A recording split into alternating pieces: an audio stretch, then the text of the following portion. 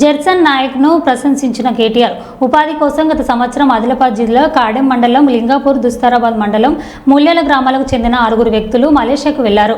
అయితే ఆ కారణంగా అరెస్టు అయి జైలు పాలయ్యారు. ఈ విషయం తన దృష్టికి రావడంతో BRS working president KTR party నేత ఖానాపూర్ ఇన్ఛార్జ్ ముఖ్య జెర్సన్ నాయక్కి మాట్లాడి వారి విడుదలను ప్రయత్నించడం కోరారు. ఈ విషయం బాధితుల కుటుంబాలకు కలిపి కేసీఆర్ ఖానాపూర్ నియోజకవర్గం ఇన్ఛార్జ్ ముఖ్య జెర్సన్ నాయక్ వారి పరిస్థితిని తెలుసుకున్నారు.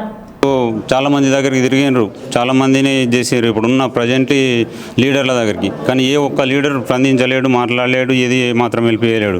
నా భార్య పిల్లలు ఏడిసి చేసి జాన్సన్ అన్న దగ్గరికి పోయి అక్కడ వాళ్ళ పరిస్థితి గిట్ల ఉంది, గిట్ల సంగతి, వాళ్ళని ఎట్లా చేసి ఇంటికి తీసుకురా, మా పిల్లలకు అప్పయ్యప్ప అని చెప్పేసి చెప్తే మా పిల్లల కన్నీళ్ళు, నా భార్య కన్నీళ్ళు చూసి అతను మా దగ్గరకు వచ్చి జాన్సన్ అన్న 2 నెలల కింద 3 రోజులు నీడదాగారం వదిలేసి అడ్వకేట్ను పెట్టి అక్కడ ఒక మనిషిని నిర్మించి సొంత డబ్బులు ఖర్చు పెట్టుకొని మా దగ్గరికి మలేషియాలో ఉన్న వ్యక్తులకు కూడా మేము ఉన్న జైలుకు అలవట్లేదు.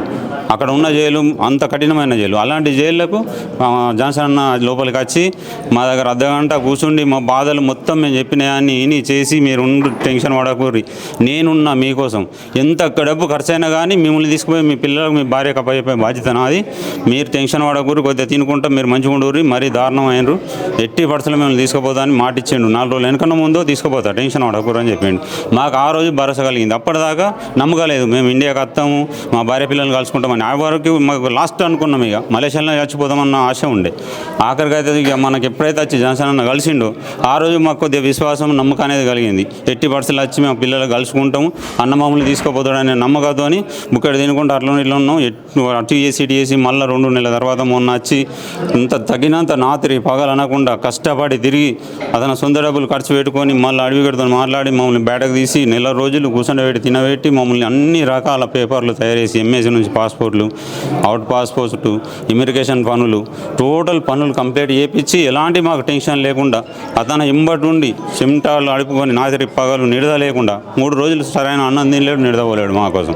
ప్రతి ఆఫీసుల చుట్టూ తిరిగి వాళ్ళ ముగ్గురిని సుడా తీయాలని మస్తు ప్రయత్నించాడు.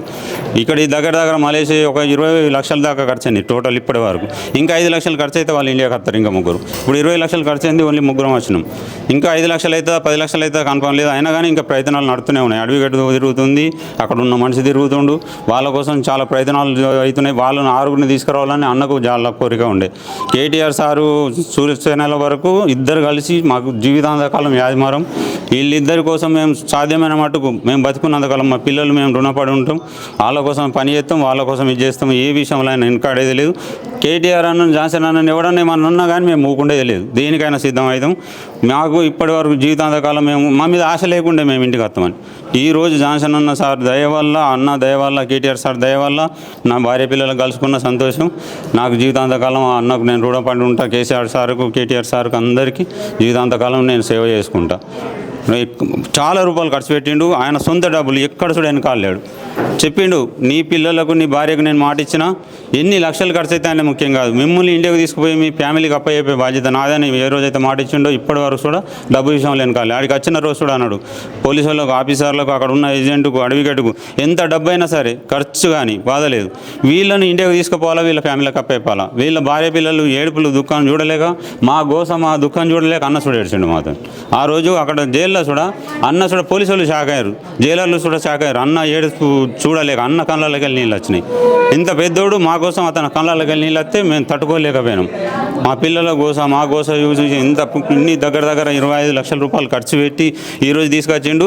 ఇప్పుడున్న ప్రజెంట్లు ఉన్న రాజకీయ నాయకులు వాళ్ళ స్వార్థం కోసం వాడుకున్నాడు. మేము ఇది చేసినాం, మేము అది చేసినామని దొంగ పేపర్లు, దొంగ సంతకాలు పెట్టి మీడియాలకు ఇచ్చుకున్నాడు, పేపర్లకు ఇచ్చుకున్నాడు తప్ప ఏ ఒక్క ఉపయోగం లేదు. ఇప్పుడు ఉన్న వాళ్ళంతా అంత దొంగతనాల వల్ల అంత దొంగ రాజకీయాలు, ఇది చేసాడు తప్ప ఎదుటోడికి వెళ్ళి చేసే రకం కాదు. వీళ్ళని ఒకళ్ళని చేసేటోళ్ళను చేయకుండా వీళ్ళని అనగదొక్కడానికి వాళ్ళు ప్రయత్నాలు చేసి మాకు హెల్ప్ చేసేటోళ్ళను ఇది చేసుడు.